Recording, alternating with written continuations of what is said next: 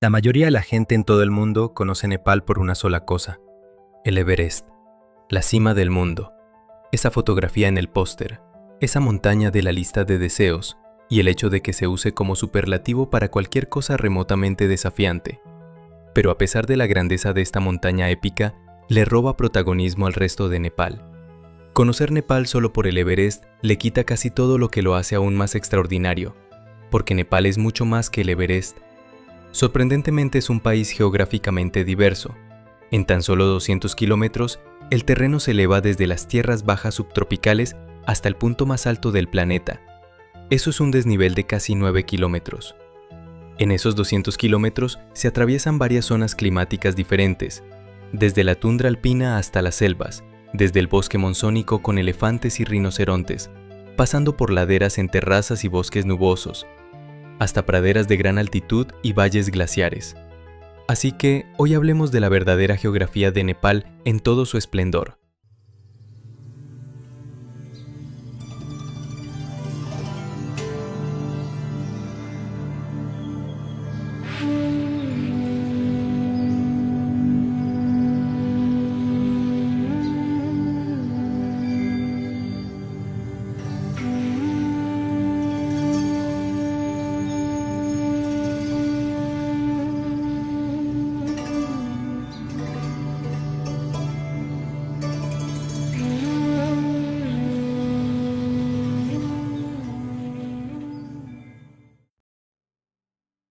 Cuando miramos Nepal en un mapa, lo primero que notaremos es su forma, un rectángulo largo y estrecho.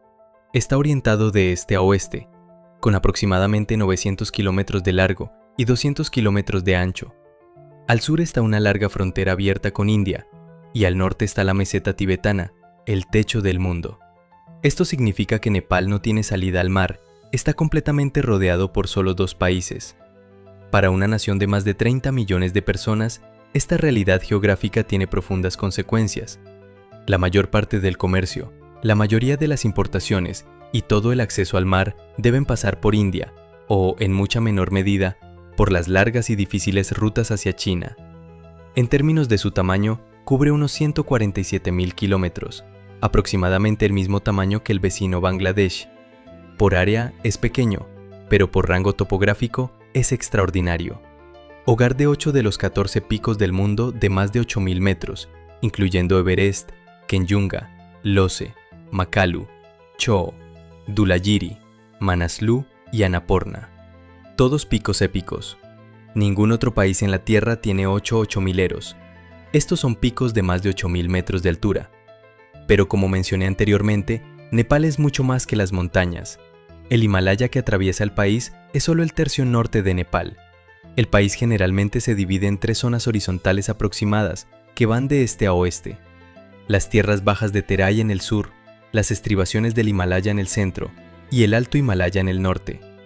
Cada zona es un mundo diferente, diferente clima, diferente ecología y diferente cultura, lo que significa que para entender Nepal tienes que entender los tres. Así que hagámoslo. Empecemos por la parte inferior, el Tai. Ahora bien, la imagen mental que la mayoría de la gente tiene de Nepal comienza en algún lugar de las altas montañas. Puede que hayas visto imágenes de banderas de oración colgadas entre picos, o monasterios que se alzan sobre acantilados. Pero el Tarai no encaja con esa imagen. Es la franja llana del sur de Nepal, una estrecha llanura situada entre las estribaciones del Himalaya al norte y la frontera con la India al sur. Es la continuación septentrional de la gran llanura indogangética, uno de los paisajes agrícolas más fértiles y densamente poblados del planeta. En Nepal tiene aproximadamente entre 30 y 50 kilómetros de ancho y se extiende a lo largo de todo el país de este a oeste. Las elevaciones en esta región son bajas, principalmente entre 60 y 300 metros sobre el nivel del mar. El clima es subtropical, con veranos calurosos pero inviernos frescos, y una temporada de monzones de junio a septiembre que descarga enormes cantidades de lluvia. Esta región puede resultar sofocantemente húmeda en verano, con temperaturas que superan regularmente los 40 grados Celsius. Pero este clima produce una extraordinaria riqueza biológica. Esta región alberga el Parque Nacional Chiwan, una de las mejores áreas de vida silvestre de toda Asia. Protege un gran remanente de las praderas subtropicales y el bosque ribereño que alguna vez cubrieron toda esta región. Aquí vive el rinoceronte de un cuerno, una especie que estuvo peligrosamente cerca de la extinción en el siglo XX, pero que ha tenido una notable recuperación en las áreas protegidas de Nepal. También encontramos aquí tigres de Bengala y el extremadamente raro Garios, una de las especies de cocodrilos de aspecto más extraño de la Tierra. Osos perezosos y leopardos también habitan esta zona. Ahora, sorprendentemente, Nepal es uno de los pocos países del mundo donde las poblaciones de tigres están creciendo. Un censo realizado en 2022 registró más de 350 tigres salvajes en el país, casi el doble que una década antes.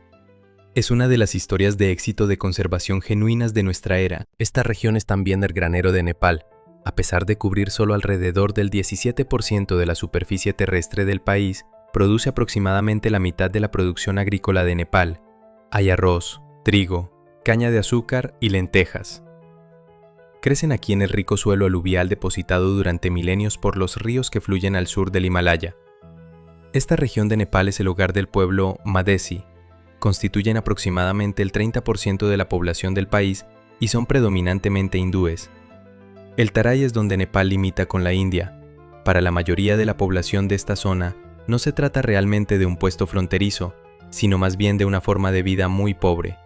Muchas comunidades se extienden a ambos lados de la frontera. Las familias están divididas por ella. Idiomas, costumbres y prácticas religiosas fluyen a través de ella. Ahora, avancemos hacia el norte.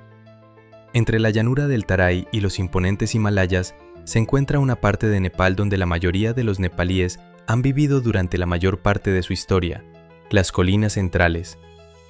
Esta es una zona de terreno complejo y ondulado. Hay crestas y valles que se extienden aproximadamente de este a oeste, atravesados por ríos que fluyen hacia el sur desde las montañas hacia la India. Las elevaciones aquí suelen oscilar entre los 300 metros y los 3000 metros, con la mayoría de los asentamientos agrupados entre los 1000 metros y los 2500 metros. Lo suficientemente alto como para escapar del calor del Taray, pero lo suficientemente bajo como para cultivar algunos alimentos. El paisaje de las colinas medias se define, sobre todo, por una característica: las terrazas. Casi todas las laderas de la región habitada de las colinas medias han sido aterrazadas, talladas en escalones horizontales para crear terrenos agrícolas planos en pendientes que, de otro modo, serían imposibles de cultivar. Esta práctica de aterrazamiento se ha ido acumulando en esta región durante más de 2000 años. Generaciones de agricultores han trabajado las laderas, construido muros de contención de piedra y canalizado el agua de una terraza a otra. El resultado es uno de los paisajes agrícolas más interesantes del planeta. El arroz es el cultivo básico aquí, donde se puede llevar agua para irrigar las terrazas. Predomina el arroz integral. En las laderas más secas y a mayor altitud se cultivan mijo, maíz, trigo y trigo sarraceno. El calendario agrícola está dictado por completo por el monzón. La llegada de las lluvias en junio da inicio a la siembra. El final del monzón, en septiembre y octubre, trae consigo la cosecha. Dentro de las colinas medias, un lugar, por encima de todos los demás, ha definido la historia y la cultura nepalíes: el Valle de Katmandú. El Valle de Katmandú es una amplia cuenca llana situada a unos 1300 metros sobre el nivel del mar, de forma aproximadamente ovalada y rodeada de colinas por todos lados. Geológicamente hablando, fue el lecho de un antiguo lago, lo que le confiere una fertilidad extraordinaria.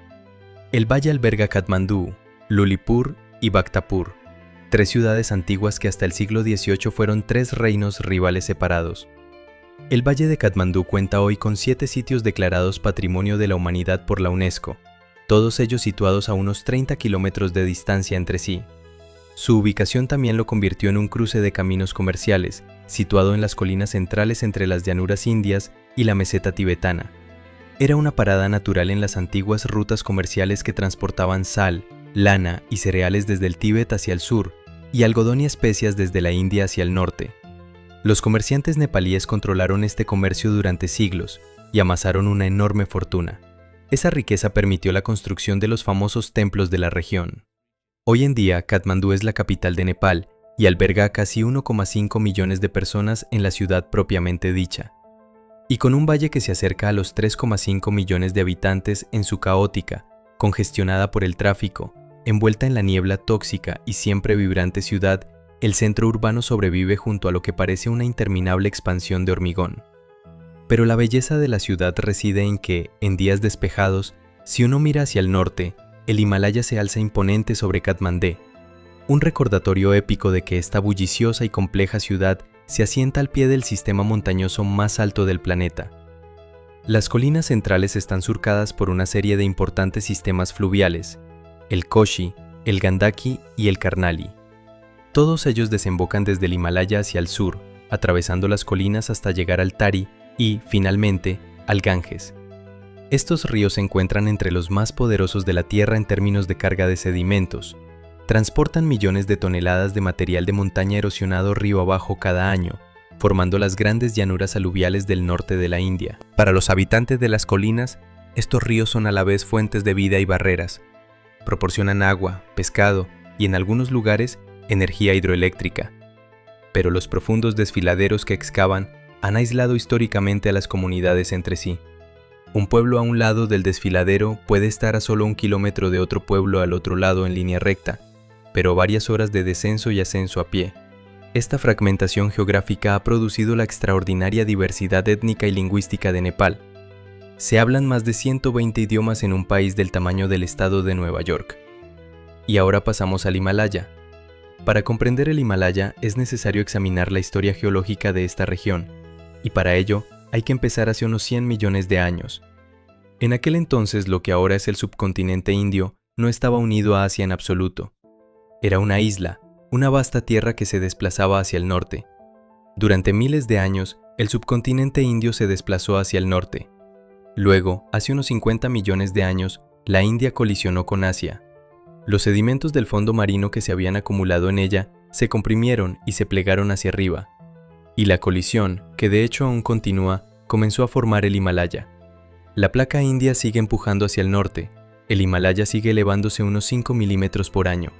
Nepal se encuentra directamente sobre esta zona de colisión.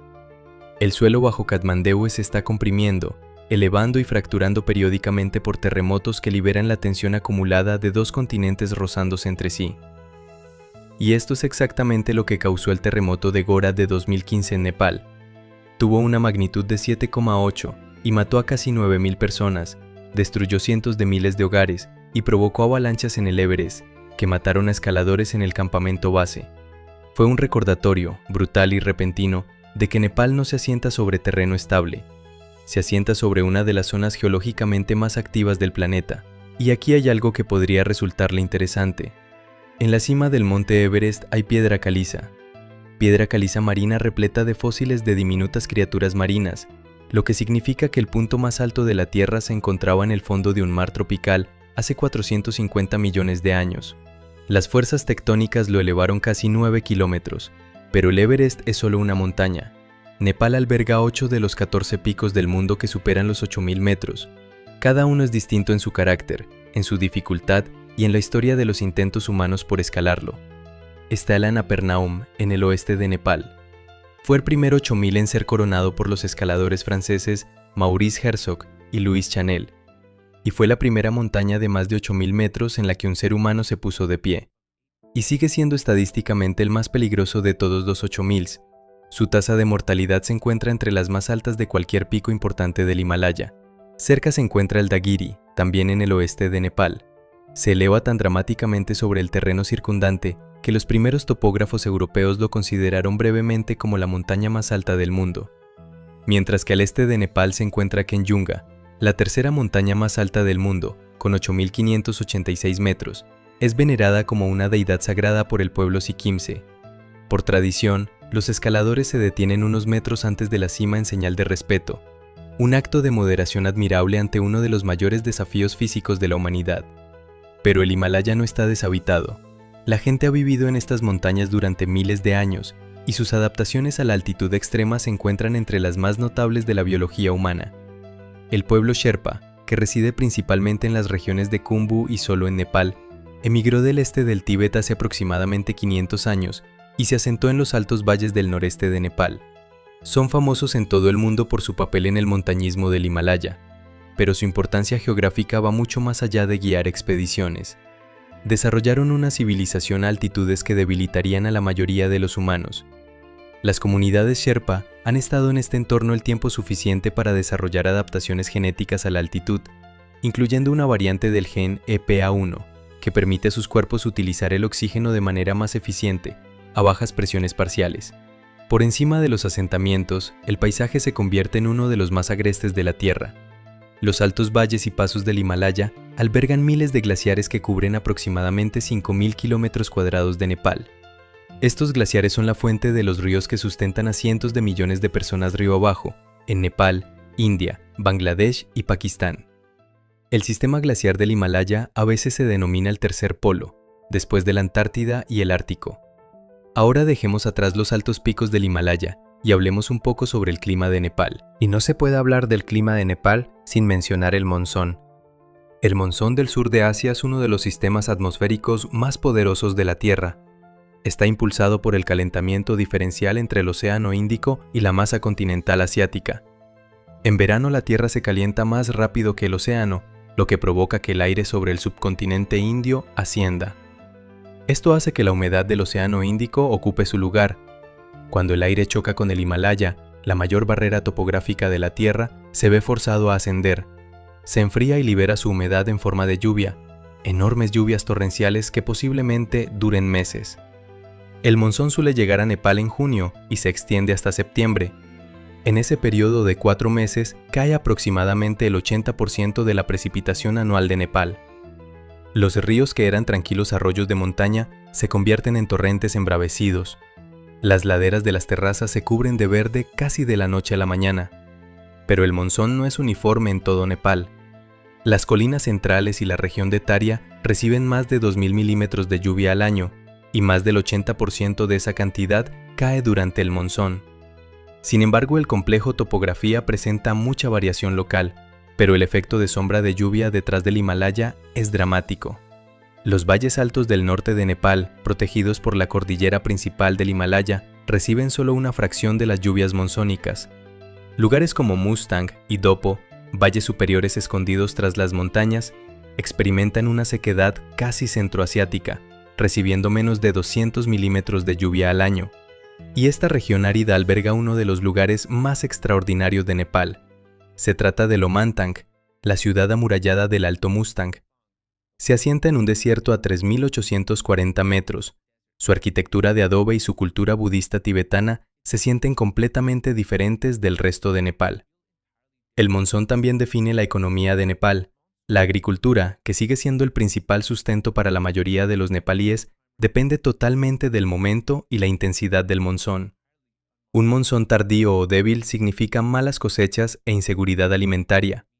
Un monzón particularmente violento podría significar inundaciones, deslizamientos de tierra y la pérdida de todo lo que una familia ha construido. Nepal se encuentra casi exactamente en el punto donde el monzón golpea con más fuerza el Himalaya, lo que significa que las consecuencias de las lluvias de cada año pueden ser enormes. Ahora que hemos explorado la geografía física de Nepal, hablemos de las ciudades de Nepal. ¿Cómo son y dónde se ubican? Ya hablamos un poco sobre Katmandú, pero ¿qué otras ciudades grandes hay en Nepal? Bueno, la segunda ciudad más grande de Nepal es Para. Se encuentra en un amplio valle como Katmandú, a unos 820 metros sobre el nivel del mar.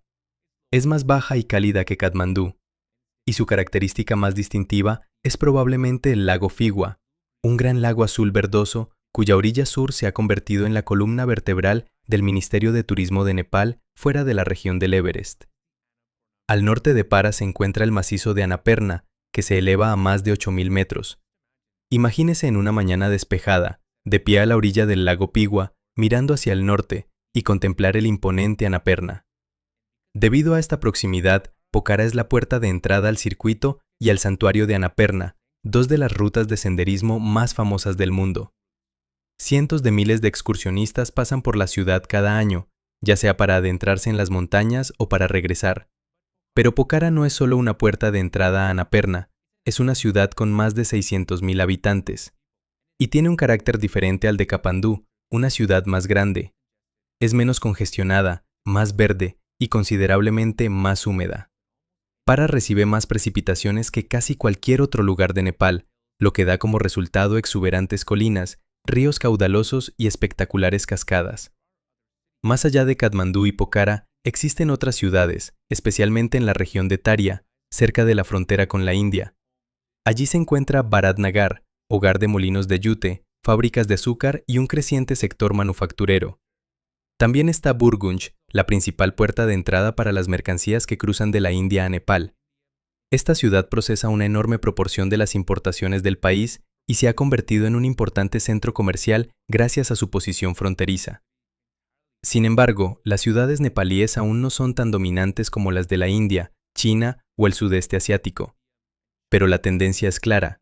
Nepal se está urbanizando más rápido de lo que la mayoría de la gente cree, y las ciudades que se están construyendo ahora, su planificación y la forma en que gestionan su crecimiento determinarán gran parte del futuro de Nepal.